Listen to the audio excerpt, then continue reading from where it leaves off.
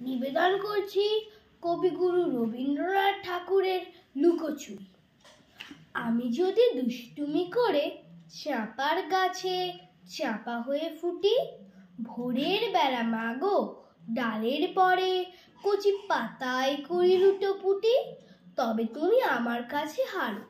তখন কি মা চিনতে আমায় পারো? তুমি ডাকো, খোকা কোথায় ওরে? আমি শুধু হাসি চুপটি করে।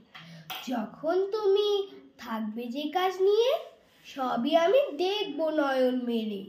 স্নানটি করে চাপার তলা দিয়ে আসবে তুমি পিঠেতে চুল ফেলে।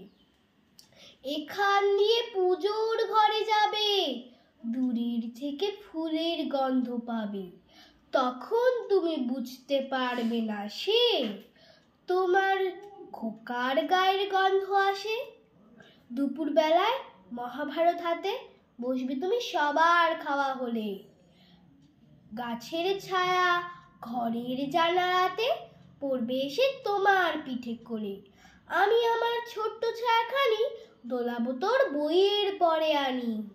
তখন তুমি বুঝতে পারবে না সে তোমার চোখে খোকার ছায়া ভাসে।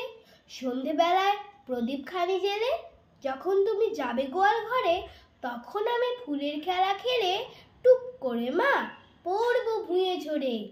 আবার আমি তোমার খোকা হব, গল্প বলো তোমায় গিয়ে কব। তুমি বলবে দুষ্টু ছিঁড়ি কথা, আমি বলবো বলবো না সে কথা। নমস্কার।